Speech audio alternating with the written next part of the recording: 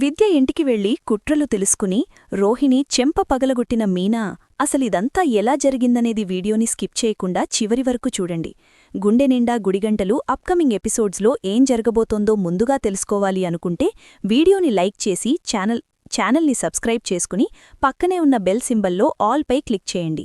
మీనా జోడీ మీకు నచ్చినట్లయితే కామెంట్లో ఎస్ అని టైప్ చేయండి. మొత్తం మీద చూసుకున్నట్లయితే గనక ఇంకా మనోజ్ చేసిన పనికి ఇంట్లో వాళ్లంతా చిత్తకుమ్ముడు కొమ్ముతారు. ఇంకా అందరి డబ్బు మింగేయడం కూడా బాగా అలవాతైపోయిందిరా ముఖేష్ గారు, డబ్బులిస్తే ఆ డబ్బులు నువ్వు మింగేస్తావా అంటూ సత్యం కొడతాడు. ప్రభావతి కొడుతుంది. రవి, శృతి మొత్తం అందరూ ఒకరేంటి ఇంట్లో వాళ్లంతా కూడా తబలా వాయించినట్టుగా మనోజ్ని పట్టుకుని వాయించేస్తారు. మొత్తానికైతే ఎవరికివ్వాల్సిన డబ్బులు వాళ్ళకిచ్చేస్తాడు ఇంకా మనోజైతే. ఇదిలా ఉండగా ప్రభావతి ఇంటి దగ్గరే కూర్చుని ఈ 25,000 వచ్చాయి కదా, ఆ 2 లక్షలు ఈ 25,000రా, లక్షల 25,000తో ఏదో ఒకటి చేస్తే బాగుంటుంది అన్న ఆలోచనకు వస్తుంది. సత్యానికి ఎంతసేపూ బాలు కష్టపడుతూ ఉంటే చూసి ఉండలేడు కదా, సో తన కారు ఈఎంఐ అయినా ఒక నెల కడదాము అన్న ఉద్దేశంతో సత్యం కూడా బయలుదేరి కారు ఈఎంఐ కట్టే చోటకి వస్తాడు. బాలు అక్కడికే వస్తాడు, మీనా అక్కడికే వస్తుంది. అంటే మీనాకు సహాయం చేయడానికి ఇన్ని చేతులు వస్తాయి. ఇదంతా చూసిన రాజేష్ కాస్త నాకు చాలా ఈర్ష్యగా ఉందిరా, అర్థం చేసుకునే భార్య, అర్థం చేసుకుని తను కష్టపడకుండా చక్కగా చూసుకునే తండ్రి, ఇలాంటివాళ్లు నీకు దొరికినందుకు నాకు చాలా ఈర్ష్యగా ఉందిరా అని చెప్పి ఇంక రాజేష్ అనేసరికి అందరూ కూడా నవ్వుకుంటారు. సరేరా, నేను రేపు వచ్చిన నెల ఈఎంఐ కట్టేస్తాను అనగానే, ఎందుకు నాన్నా, నువ్వు ఉంచుకోవచ్చు కదా డబ్బులు అంటూ బాలు అనగానే, నాకేదైనా అవసరమైతే నువ్వే ఇస్తావు కదరా అంటూ వెళ్లి సత్యం ఈఎంఐ కట్టేస్తాడు. మీనా పువ్వులు తీసుకుని కామాక్షి వాళ్ల ఇంటికి వెళ్తుంది. అక్కడికి వెళ్లిన తర్వాత కామాక్షికి పువ్వులిస్తుంది. కాఫీ ఇస్తావా కామాక్షి అనగానే, నేను వెళ్ళి పెడతానత్తయ్యా అని చెప్పి వంటగదిలోకి వెళ్తుంది. వంటగదిలోకి వెళ్లేసరికి ఈలోపు కామాక్షి దారం తెచ్చుకుని పువ్వులు మాల కట్టుకుంటూ ఉంటుంది. మీనా వెళ్లి కాఫీ పెట్టి ముగ్గురికి కాఫీ ఇచ్చి మీనా కూడా తాగేసి కప్పులవి క్లీన్ చేసి అక్కడ పెట్టేసి తను వెళ్ళిపోతుంది తన మానాన. వెళ్ళిపోయేసరికి ఏంటి ప్రభా, ఏంటో వదినా అలా ఆలోచిస్తున్నావు అనగానే, ఒక మంచి చీర తీసుకోవాలి వదినా, నీకు తెలిసిన చీరలు తీసుకొచ్చే ఆవిడ ఉంటుంది కదా, ఆవిడ్ని ఇంటికి రమ్మని చెప్పు అనగానే ఇంటికి వస్తుంది. ఇంటికి వచ్చిన తర్వాత చీరలు చూపిస్తుంది. చూపించడంతో ఒక చీర ప్రభావతికి బాగా నచ్చుతుంది. కాని అది 45,000. ఒక్కసారిగా ప్రభావతి అన్నట్టు ఆగిపోతుంది. ఏంటి, చీర నచ్చింది కాని కొనే స్తోమత లేదా? ఎందుకు కామాక్షి, కొనే స్తోమత లేనివాళ్లందర్నీ ఇక్కడికి నా దగ్గరికి తీసుకొచ్చి నన్ను ఇన్సల్ట్ చేస్తావు, నా టైం వేస్ట్ చేస్తావు? కొనే స్తోమత ఉన్నవాళ్ల ఇంటికే నన్ను రమ్మని చెప్పు, నేను వాళ్ల ఇంటికే వస్తాను. ఎందుకు, ఈవిడ చీరలన్నీ 500,000 చీరలే కదా, ఈవిడికి 35,000-45,000 రూపాయల చీర అవసరమా అంటూ ఇంకా ఆవిడ హేళన చేసేసరికి ప్రభావతికి పౌరుషానికి పోయి, కామాక్షి, నీ దగ్గర ఉన్న డబ్బుల్లో ఆ 45,000 పట్టరా అని చెప్పానుగాని, అలాగే వదినా అని వెళుతుంది. వెళ్ళి కందిపప్పు డబ్బాలో కదా పెట్టింది. అప్పటికే విద్య రోహిణి తీసేశారు కదా డబ్బులు. తెలియని కామాక్షి డబ్బులు వెటుకూసుకునేసరికి ఇంక రావట్లేదేంటా అని వెళ్లడంతో కోలబడిపోతుంది. ఏమైంది కామాక్షి అనగానే, డబ్బులు లేవనా అని చెప్పి అనేసరికి, ఎవరొచ్చారు, ఇందాకడే మీనాయే కదా వచ్చింది, ఆ మీనాయే దొంగతనం చేసిందని చాలా కోపంగా ఇంటికి వచ్చి మీనా మీద విరుచుకుపడుతుంది. కొట్టడానిక్కూడా చెయ్యి ఎట్టడంతో ఇంక ప్రభావతిని సత్యం ఆపి, బాలు వచ్చేంతవరకు నోరు మూసుకుని ఉండు, నా కోడలు డబ్బు దొంగతనం చేసే మనిషి కాదు, డబ్బు కోసం ఆశపడే మనిషి అంతకంటే కాదు, నిన్ను నువ్వు కంట్రోల్లో పెట్టుకుని బాలు వచ్చేవరకు ఎదురుచూడు అని చెప్పి ఇంక అనగానే మీనా ఏడ్చుకుంటూ వంటగదిలోకి వెళ్తుంది. వంట చేస్తూ ఉండగా అమ్మా మీనా అంటూ మీనాకు ఫోన్ వచ్చి పువ్వులు కావాలి అనగానే, సరే అని ఇంక ప్రభావతి, సత్యం కూర్చుని ఉండగానే మీనా పువ్వులు తీసుకుని పలానా వాళ్లకి పువ్వులు ఇవ్వాలి మామయ్య, ఇచ్చేసి వస్తాను అని చెప్పి మీనా కాస్త పువ్వులు తీసుకుని వెళ్తుంది.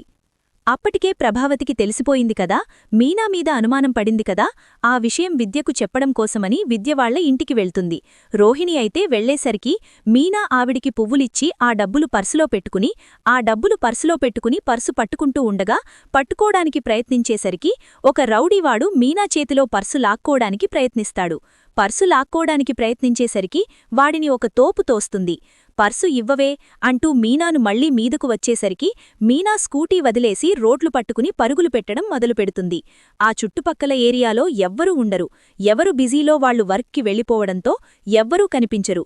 మీనా పరిగెట్టి ఒక ఇల్లు ఉంటే ఇంటి పక్కన గోడగుబ్బ గేటు తీసుకుని గబగబా ఇంట్లోకి వెళ్ళిపోతుంది. అది ఎవరి ఇల్లు? విద్య వాళ్ల ఇల్లు.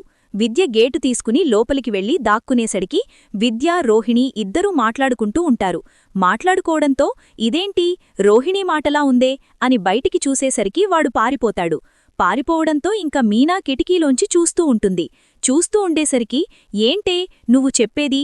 మీ అత్తయ్యగారి దగ్గర డబ్బులు తీసేసిన విషయం తెలిసిపోయిందా అని చెప్పనుగానే అవునే తెలిసిపోయింది అంటూ ఏంటి అత్తయ్య దగ్గర డబ్బులు తీసిన విషయం తెలిసిపోవడమేంటి అని అనుకుంటూనే మీనా ఇలా కిటికీవైపు చూసేసరికి బాలు ఫోన్ కనిపిస్తుంది. బాలు ఫోన్కి బ్యాక్ సైడ్ ఒక రెడ్ కలర్ స్టిక్కర్ ఉంటుంది. అది బాలు ట్రావెలింగ్ కదా, సో దానికి చిన్న స్టిక్కర్ అంటించుకుంటాడు. ఆ రెడ్ కలర్ స్టిక్కర్ ఉండడంతో ఛార్జింగ్ కోసమని అక్కడ స్పేస్ లేక ఛార్జింగ్ పెట్టి ఫోన్ని నిలబెడతారు. అది చూసి మీనా ఒక్కసారిగా షాక్ అవుతుంది. ఇది ఆయన ఫోన్ కదా, ఆయన ఫోన్ ఇక్కడికి ఎలా వచ్చింది? అసలు వీళ్ల దగ్గర ఆయన ఫోన్ ఉండవలసిన అవసరమేముంది? అంటే ఆ రోజు ఫంక్షన్లో ఫోన్ కొట్టేసింది వీళ్లేనా? వీళ్లే ఫోన్ కొట్టేసి ఆ వీడియోని లీక్ చేశారా అని చెప్పి ఇంక మీనా అనేసరికి బాలు అయితే అది ఒకందుకు నాకు నమ్మశక్యంగానే ఉంది మీనా అని చెప్పి ఇంక బాలు అంటాడు. ఏంటి విద్య, ఏంటిదంతా? అసలు నా భర్త ఫోన్ మీదనిడికెలా వచ్చింది? ఇందాకడే నువ్వేదో మాట్లాడుకుంటున్నావు. అత్తయ్య దగ్గర 2 లక్షలు కుట్టేసిన విషయమంటూ ఏదో మాట్లాడుతున్నావు. అత్తయ్య కూడా ఇంటికి వచ్చి ఆ 2 లక్షలు నేనే దొంగతనం చేశాను అంటూ అత్తయ్య చెప్తోంది. అసలు ఏంటిదంతా? డబ్బులు దొంగతనం చేయడమేంటి? విద్య దొంగతనం చేసింది అన్న విషయం బయటపడడమేంటి? నువ్వు ఈ విషయాలు ఏమీ చెప్పకపోతే మాత్రం మర్యాద దక్కదు అనగానే నువ్వింత సాఫ్ట్గా అడిగితే ఎలా చెప్తుంది మీనా? నేను అడిగే స్టైల్లో నేను అడుగుతాను కదా మీనా. నేను అడిగేటట్టు అడిగానే అనుకో, ఖచ్చితంగా విద్య బయటపెడుతుంది. ఏంటి విద్య, నా గురించి నీకు బాగా తెలుసనుకుంటా. అలాగే రోహిణి కూడా నా గురించి నీకు చెప్పే ఉంటుంది. నువ్వు గనక ఇప్పుడు జరిగిన విషయాలు ఏమీ చెప్పలేదనుకో, నా ఫోన్ అసలు ఎవరు తీసుకొచ్చారు? 2 లక్షల విషయమేంటి? అసలు ఏంటిదంతా? నీ దగ్గర ఉండాల్సిన ఫోన్లో వీడియో గుణగాడి దగ్గరికి ఎందుకు వెళ్ళింది? ఈ విషయాలన్నీ చెప్పకపోతే ఏం చేయడానికైనా సిద్ధపడే ఉంటాను నేను. నా గురించి నీకు బాగా తెలుసు అంటూ చెప్పు అంటూ ఒక్క గసరు బాలు గసిరేసేసరికి చెప్తాను రోహిణి, ఒక పెద్ద ప్రాబ్లంలో ఇరుక్కుంది. దినేష్ అనేవాడు రోహిణిని ఇబ్బంది పెడుతున్నాడు. అందుకోసమనే రోహిణి వాడినుంచి తప్పించుకోవడం కోసం గుణాని హెల్ప్ అడిగింది. గుణ ఏమో శివ తన దగ్గర పని మానేశాడని, శివని ఏదో రకంగా వాడు బాధించాలి అన్న ఒకే ఒక్క కారణం చేత వాడికి సంబంధించిన వీడియో నీ ఫోన్లో ఉందన్న విషయం తెలుసుకొని నీ ఫోన్ కావాలి అని చెప్పాడు. అలా చెప్పడంతో రోహిణి నీ ఫోన్ని నీ దగ్గర్నుంచి కొట్టేయడానికి శతవిధాల ప్రయత్నాలు చేసింది. ఎన్ని రకాలుగా ఎన్ని ప్రయత్నాలు చేసినాగాని నీ దగ్గర్నుంచి ఫోను దొంగతనం చేయడానికి నానా కష్టాలు పడి ఇంకా ఆ రోజు ఫంక్షన్లో అదే పార్టీలో నీ దగ్గర్నుంచి ఫోను కొట్టేసి ఆ వీడియోని కాస్త తీసుకెళ్లి వాడికిచ్చింది. వాడికిస్తే ఆ వీడియోని వాడు తీసుకుని వాడు సోషల్ మీడియాలో అప్లోడ్ చేశాడు. అలా అప్లోడ్ చేయడంతో శివ విషయం బయటకొచ్చింది. అది సరిపోయింది కదా, అక్కడితో దినేష్ గాడి ప్రాబ్లం క్లియర్ అయిపోయింది కదా అని అనుకుంటే ఆ ప్రాబ్లం క్లియర్ కాకుండానే గుణగాడు మరొక ప్రాబ్లంని క్రియేట్ చేశాడు అని చెప్పి అనేసరికి మరొక ప్రాబ్లమేంటి, ఇంకో ప్రాబ్లమేంటి చెప్పు అని చెప్పి అనగానే అసలు దినేష్ గాడు ఎందుకిదంతా చేస్తున్నాడు? దినేష్ గాడితో ఏం చేస్తున్నావు? దినేష్ గాడు ఎందుకు రోహిణిని బెదిరిస్తున్నాడు? అసలు ఎవరా దినేషు అని చెప్పి ఇంక విద్యను గట్టిగా అసరడంతో విద్య ఎంతవరకు చెప్తుందంటే వాళ్ల పుట్టింటి విషయాలు తెలిసాయి. అవేమీ చెప్పకుండా ముందునుంచి రోహిణిని దినేష్ ఏడిపిస్తున్నాడు. దినేషు రోహిణిని కోరుకున్నాడు. రోహిణి కక్షగట్టి వాళ్ళ ఆవిడికి కొడుకుకి రెడ్ హ్యాండెడ్గా పట్టించడంతో నిన్నసలు వదిలిపెట్టను అని ప్రతిసారి టార్చర్ పెడుతున్నాడు అని చెప్పి అనేసరికి టార్చర్ పెడుతున్నాడు, దేనికి టార్చరు అని చెప్పి అనగానే నువ్వు నాతో తిరిగావని ఏవో కొన్ని ఫోటోలు క్రియేట్ చేశాడంట. ఆ ఫొటోజన్నీ కూడా మీ ఇంట్లో అందరికీ చూపించి నీ పరువు తీసి నిన్ను మెడపట్టి బయటకు గెంటేసేంతవరకు ఎట్టి పరిస్థితుల్లోనూ పెట్టను అన్న ఉద్దేశంతో వాడు టార్చర్ పెడుతుంటే గుణ హెల్ప్ అడిగింది. ఎందుకంటే గుణ దగ్గర ఇంతకుముందు అమౌంట్ తీసుకుంది రోహిణి. ఆ చనువుతో గుణ హెల్ప్ అడగడంతో గుణ ఈ వీడియో అడిగాడు. ఇంక వీడియో అడిగిన తర్వాత వీడియో వచ్చిన ఆనందం, అటు శివ ప్రాబ్లంలో పడిన ఆనందం ఆనందంలో వీడేం చేశాడు, మొత్తం వాణ్ణి పట్టుకొని చితకగొట్టడంతో వాడేమో మంచానపడి వాడు ప్రాణాలు పోయే స్థితికి వచ్చేశాడు. వాణ్ణి అర్జెంటుగా కేరళ తీసుకువెళ్ళాలి, అక్కడికి తీసుకువెళ్ళి అక్కడ వైద్యం చేయించాలి అన్న ఉద్దేశానికి వచ్చి, ఇంకా అక్కడ వైద్యం చేస్తే 2 లక్షల రూపాయలవుతాయని వాడు చెప్పి, లేదంటే మాత్రం వీడిక్కడ ప్రాణాలు పోయాయి అంటే నేను పోలీసులకి నీ వల్లే వీణ్ణి తీసుకొచ్చాను, వీడికి నాకేం సంబంధం లేదు, నువ్వే చెయ్యమంటే చేశానంతను, వీడి ప్రాణాలు పోవడానికి కారణం రోహిణి అన్న విషయం అని చెప్పేస్తానని వాడు బెదిరిస్తున్నాడు. లేదా 2 లక్షల రూపాయలు కావాలనేసరికి రోహిణి ఇంకా ఈ ప్రాబ్లం నుంచి రోహిణి ఎలా బయటపడాలో అర్థం కాక ఆ టెన్షన్లోనే 2 లక్షల రూపాయలు ఎక్కడ్నుంచి తీసుకురావాలో తెలియక ఆ 2 లక్షల రూపాయలు మీ అమ్మ దగ్గర్నుంచి కొట్టేసింది అనగానే, మా అమ్మకు 2 లక్షల రూపాయలెక్కడివి, అసలు మా అమ్మ 2 లక్షల రూపాయలు ఎలా ఎక్కడున్నాయి, తన దగ్గరెక్కడివి అని చెప్పి ఇంక విద్యను మళ్లీ బెదిరించేసరికి ఇంక విద్య ఆ డబ్బులు మీరిచ్చినవే అనుకుంటా, శివను కేసు నుంచి తప్పించాలి అంటే మీ అమ్మకు 2 లక్షల రూపాయలు ఆ లాయర్ ఆశ చూపించాడు, ఆ లాయర్ ఇచ్చిన డబ్బులే ఆ 2 లక్షల రూపాయలు అని చెప్పి అనేసరికి, ఏంటి లాయరిచ్చాడా? అవును, లాయరిచ్చాడు. శివ కేసు మరి బయటికి పడాలి అంటే మీ అమ్మ ఏమన్నా మంచితనంతో శివ భవిష్యత్తు బాగుండాలి అన్న ఉద్దేశంతో అనుకుంటుందా ఏంటి? కేసు విత్డ్రా చేసుకోవడానికి కారణం, కేసు విత్డ్రా చేసుకుందంటే ఆ లాయర్ 2 లక్షల రూపాయలు ఇవ్వడం వల్లే కేసు విత్డ్రా చేసుకుంది అని చెప్పి విద్య చెప్పేసేసరికి, మరి ఆ విషయం రోహిణీకెలా తెలుసు? మీ అత్త ఉంది కదా కామాక్షి, ఆవిడ దగ్గరికి వెళ్ళి ఆవిడ దగ్గర్నించి ఇన్ఫర్మేషన్ లాక్కొని ఆవిడెక్కడ దాచిపెట్టిందో కూడా తెలుసుకొని ఆ డబ్బులు నేను రోహిణి కలిసి వెళ్ళి దొంగతనం చేసి తీసుకొచ్చి గుణాకి ఇచ్చాము. ఇప్పుడా దొంగతనం విషయం మీ అమ్మకు తెలిసిపోయి మీనా మీద నింద వేసింది. మీనా మీద నింద వేయడంతో ఆ డబ్బులు తీసింది రోహిణి అన్న విషయం బయటపడిపోతుందేమోనని నువ్వు వచ్చిన తర్వాతే ఏదైనా జరగాలి అని మీ నాన్న చెప్పడంతో రోహిణి భయపడిపోయి ఇక్కడికి వచ్చి ఈ ప్రాబ్లం నుంచి ఎలా బయటపడాలి అని మేమిద్దరం ఆలోచించుకున్న సమయంలోనే అనుకుంటా నేనిక్కడికి వచ్చానండి. ఒకడు నన్ను తరుముతూ ఉంటే అప్పుడు వీళ్ళిద్దరి మాటలు వినే మీకు ఫోన్ చేశాను అని చెప్పి ఇంక మీనా చెప్పేసేసరికి, ఇంత తెగిస్తారా, ఇంత దారుగా మీరిద్దరూ ఈ రకంగా చేస్తారా? నాకేం తెలీదు బాలు, నేనేమీ చెయ్యలేదు, అదంతా రోహిణియే చేసింది. అక్కడ డబ్బులున్నాయన్న విషయం కూడా రోహిణి ప్లానే, నాకేం సంబంధం లేదు, నేనసలు ఏమీ చెయ్యలేదు, నేను నిమిత్తమాత్రాల్ని, నాకసలు ఏ విషయమూ తెలీదు బాలు, నన్ను క్షమించు. రోహిణి చెప్పినట్టు నేను చేయడం తప్ప అంతకు మించి నేను ఏ తప్పు పొరపాటు చేయడం లేదు బాలు, అర్థం చేసుకో బాలు అని చెప్పి ఇంక రోహిణి విద్య కాస్త జరిగిన విషయాన్ని, జరిగిన తప్పుని, మొత్తం విషయమంతా బయటపెడుతుంది. సరే పద ఇంటికి అని చెప్పి రోహిణిని తీసుకొని సరాసరి ఇంటికొస్తాడు. ఇంటికొచ్చిన తర్వాత, ఏమ్మా ప్రభావతమ్మా, నీ దగ్గర డబ్బులు పోయాయని నా భార్య మాత్రమే నీకు లోకుగా కనిపిస్తుందా? నీ పెద్ద కోడలు డబ్బులు తీసే రకం కాదా ఏంటి? నీ కొడుకు మనోజ్ అవకాశాన్ని బట్టి ఎవరి దగ్గరైనా డబ్బులు లాక్కునే రకం. నీ పెద్ద కోడలు ఏకంగా దొంగతనాలు కూడా చేస్తుంది. ఆ విషయాలేమీ నువ్వు పట్టించుకోకుండా నా భార్యను మాత్రమే తప్పుపడుతున్నావు.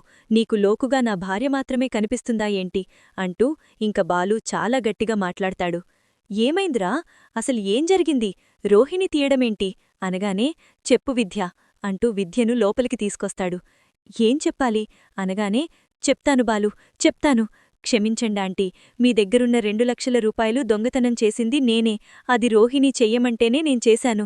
మీరు శివని విడిపించడం కోసమని 2 లక్షల రూపాయలు లంచం తీసుకున్నారంట కదా ఆ లాయర్ దగ్గర తీసుకున్న విషయం కామాక్షిగారి ద్వారా తెలుసుకొని ఆ డబ్బులు ఎక్కడ దాచిపెట్టారో కూడా తెలుసుకొని రోహిణి నేను ప్లాన్ చేసి అక్కడికి వచ్చాము. అక్కడికి వచ్చి మీరు డాన్స్ వేస్తుంటే నేను సైడ్గా వెళ్ళి ఆ డబ్బులు తీసుకొచ్చాను. ఆ డబ్బులు రోహిణి తన సొంత ఖర్చులకు వాడుకుంది అని చెప్పి అంతవరకు మాత్రమే చెప్తాడు. చెప్పేసేసరికి, ఏంటి, శివని విడిపించడానికి నువ్వు లాయర్ దగ్గర లక్షలు తీసుకున్నావా? ఏంటి ప్రభా, ఏంటిదంతా అని చెప్పి అనగానే, అది అనేసరికి, చెప్పు ప్రభా అని చెప్పి అనగానే, అవునండి, నాకా రోజు జరిగిన అవమానాన్ని నేను నివృత్తి చేసుకోవడం కోసం లాయర్ వచ్చాడు. Case withdraw చేసుకోమన్నాడు. విత్డ్రా చేసుకుంటే నాకేం లాభమని అడిగాను. అడిగితేనే తను 2 లక్షల రూపాయలిస్తానని చెప్పాడు. అందుకే ఆ 2 లక్షలు తీసుకున్నాను అనేసరికి ప్రభావతి మీద చెయ్యెత్తుతాడు సత్యం. చిచ్చి, నువ్వొక మనిషివేనా? భర్త మాటకు విలువలేదు, భర్త చెప్పిన మాటకు, గౌరవానికి అసలు విలువేలేదు. నేనొచ్చి నిన్ను ఒప్పించి కేసు విత్డ్రా చేసుకోమని ఎంతలా అడిగినా నువ్వు నీ మూర్ఖత్వంతో విత్డ్రా చేసుకోను అని చెప్పావు. దీనికోసమేనా? డబ్బుకోసం ఎంతకైనా తెగించేస్తావా ప్రభా? చీచీ, నువ్వొక మనిషివేనా? నీలో కూడా మానవత్వముందేమో, పసిబిడ్డవాడి జీవితాన్ని నాశనం చేయడమెందుకులే అన్న ఉద్దేశంతో కేసు విత్డ్రా చేసుకున్నావు. నువ్వు చాలా మంచిదానివి, మంచి ఆశయాలు, మంచి గుణగణాలున్నదానివి. ఇప్పటికైనా నీలో మార్పు వచ్చిందని ఎంతగానో సంబరపడ్డాను. కుక్కతోక వంకర రానట్టుగానే నీలో మార్పు కూడా వస్తుంది అనుకోవడం నా భ్రమ. నువ్వు మారతావు అనుకోవడం నా పిచ్చితనం, నా వెర్రితనం అని చెప్పి సత్యం కాస్త చీచీ అనుకుంటూ అక్కడ్నించి గసురుకుంటా వెళ్ళిపోతాడు. ఇంక మీనా రోహిణిని చెంప పగలగొడుతుంది. అసలు నిన్ను నేనెందుకు కొట్టానో తెలుసా? నా తమ్ముడి జీవితాన్ని నువ్వు నీ అవసరాల కోసం, నీ స్వార్థం కోసం వాడి దగ్గరికిచ్చినందుకు. అసలు నా తమ్ముడు గురించి నీకెందుకు? నా భర్త ఫోను దొంగతనం చేయవలసిన అవసరం నీకెందుకు? ఏవండి, రోహిణి మీద కంప్లైంట్ ఇవ్వండి. మీ ఫోను దొంగతనం చేసింది అని చెప్పి రోహిణి మీద కంప్లైంట్ ఇవ్వండి. విద్య సాక్ష్యం చెప్తుంది. చెప్పకపోతే ఏం చేయాలో, ఏం చేస్తామో విద్యకు బాగా తెలుసు. హే విద్య, చెప్తావా అనగానే చెప్తాను చెప్తాను అని చెప్పి విద్య అనేసరికి ఒక్కసారిగా రోహిణి షాక్ అయిపోతుంది. ఏంటే స్నేహానికిచ్చే